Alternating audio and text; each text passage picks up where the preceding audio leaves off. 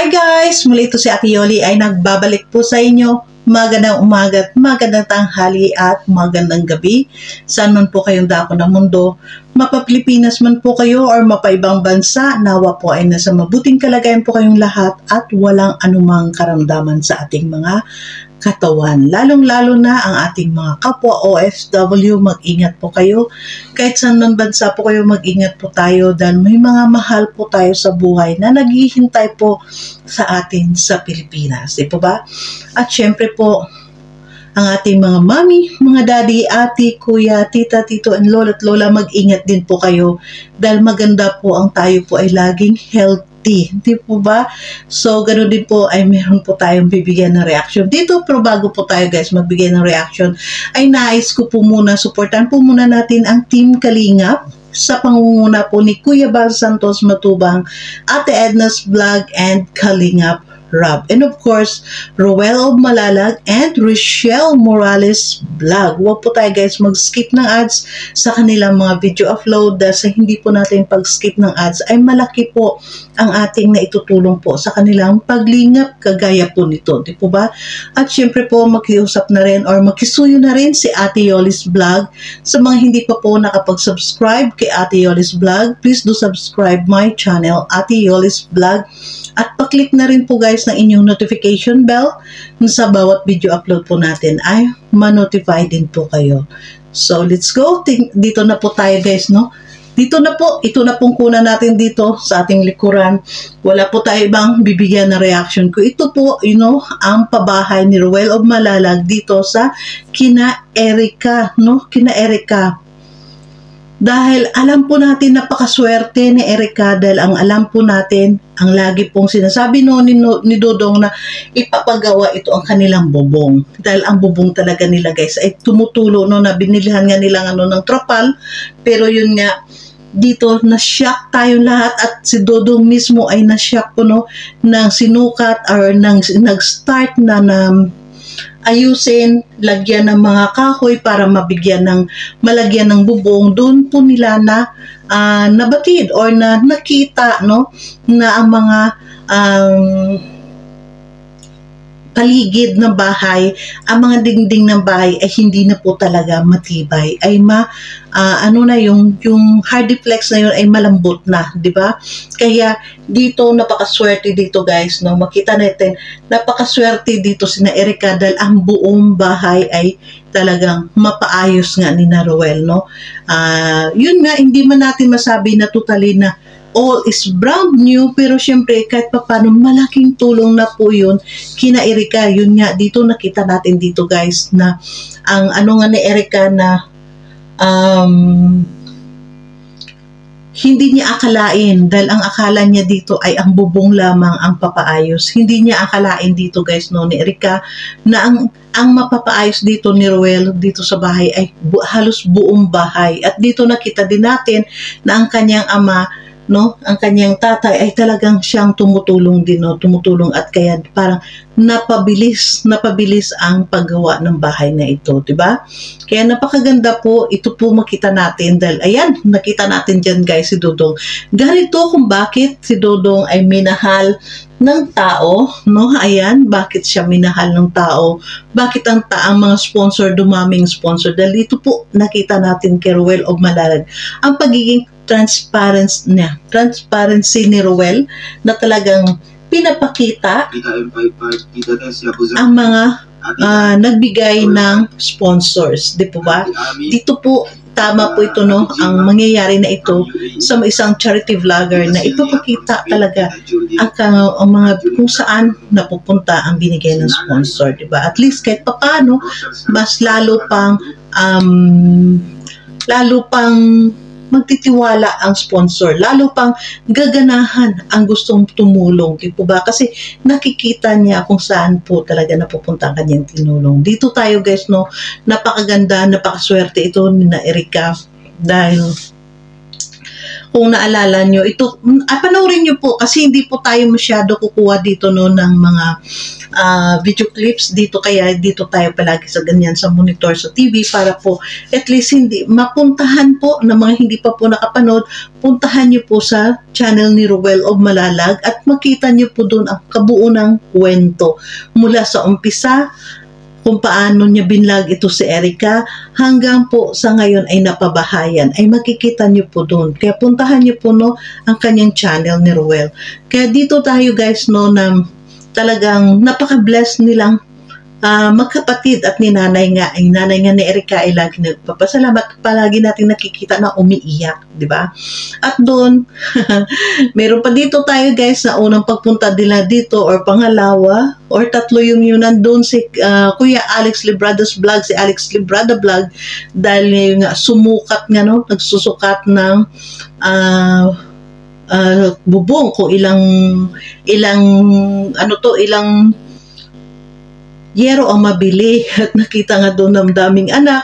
Yun nga, nasabi nga niya sa nanay noon na nanay, kailangan magroon ka ng family planning, hindi family planting. Kaya natawa tayo doon kay sino to, kay Alex Librada. At dito nga yung sabi nga ni Dudong may malaking revelasyon dahil yun nga no, nakita na nagsabi na dyan ang nanay na siya ay buntis, 5 buwan na, dahil yun nga nasabi niya na nang dumating si Ruel of Malalag para i-vlog sila ay delayed na siya na mahigit 2 buwan or magta-3 buwan na, pero hinihintay niya pa rin baka dumating. So yun nga, in short ay siya ay buntis. So hindi na po yun kasalanan din ng nanay no guys, wag po natin ibas no yung nanay dahil syempre minsan hindi tayo pantay-pantay ng pag-iisip, no? Hindi lamang po si nanay na ganyan na maraming anak. Marami po. At least, dito, ipinangako niyo dito. Panoorin niyo po kasi ayoko pong kukunin yung video clips na yon. So, panoorin niyo na lang po sa vlog ni Ruel. Pinangako po dyan ni nanay no na after nito ay talaga magpalaygate na siya, no?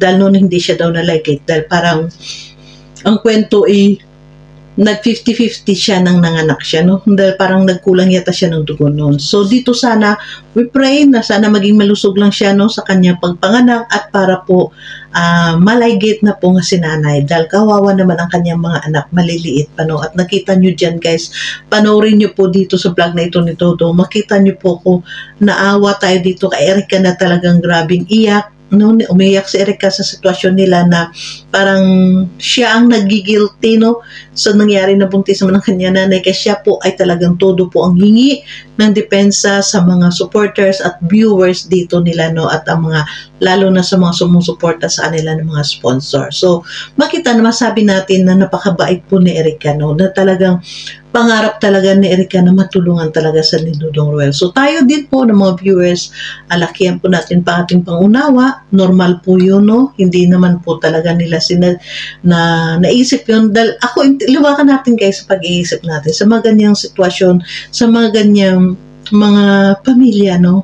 Hindi lang po sila ganyan. Kumbaga masabi natin kulang lang sa pangaral, kulang sa papaintindi kung paano yung buhay, di ba? So, nandiyan na yan, tanggapin na, nakita, narinig naman nga natin kitulong yun. So, tayo dito ay maging open tayo, huwag tayo manghusga kaagad, no? Kung bagkos ay dito ay naano natin na gusto silang tulungan ni Dudong. So, doon po ang pag-support din natin, di ba?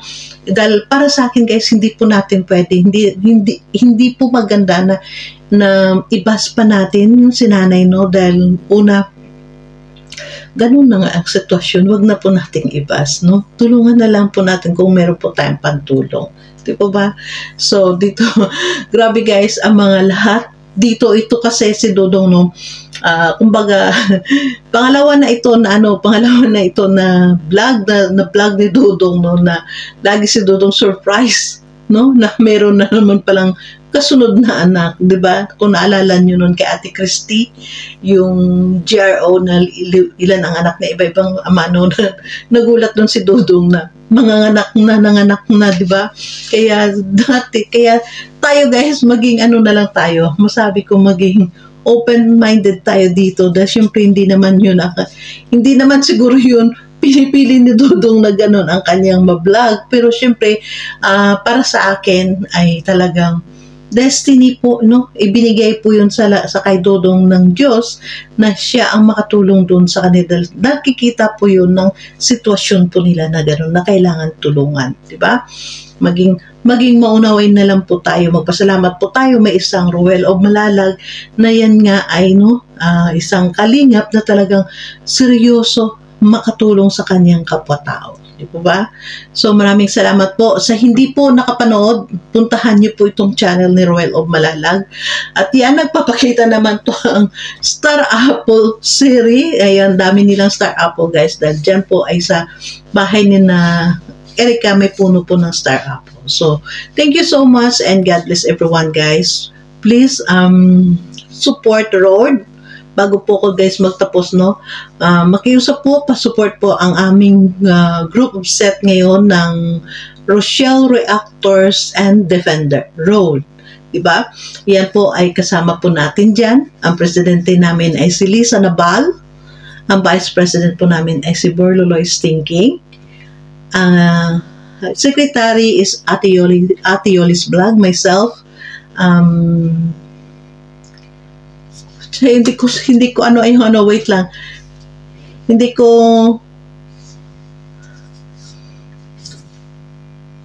treasure, yung secretary is myself at Yoli's Vlog.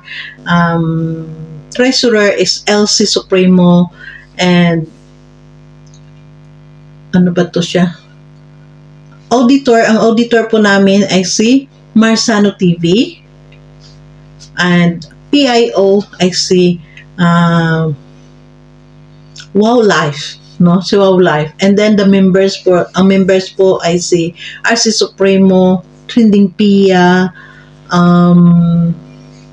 sino pa ba yun? Trending Pia, Miss Life, and Gabsat Jenlyn TV. Ayan, no, pa-support po natin to guys dahil ilan pa po dito sa makasama namin na hindi pa po monetize ang kanilang mga channel. Ganon din po si Mars Marasigan, Buboy TV, and this Azar or Dong A, no? Ito po na kami ngayon dito, no, yung sa Lord, magkasama po kami lahat dito. Ayun nga, yung group of officer is Lisa Nabal, President Lisa Nabal, Borloy Stinking ang president, Tioli, I myself is the secretary, at ang treasurer po namin ay si Elsie Supremo, at ganoon din po ang auditor ay si Marsano TV 2.0, ang PIO ay si Wow Life TV. So ganoon din po ang ating mga members ay si RC Supremo, Trending Pia, Miss Life, Kabsat Jinlyn TV, Mars Marasigan, Buboy TV, and this Azar or Dong A. So, pasupport po sa amin guys. Please supportan niyo po kami dahil mapangako lamang po namin, hindi lamang po kami bilang reactors or defender ng Rochelle, kundi maasahan niyo po kami. Andun po sa aming pinaka-goal na tutulong po kami para sa kapayapaan ng Rochelle community. So, thank you so much and God bless everyone. Bye!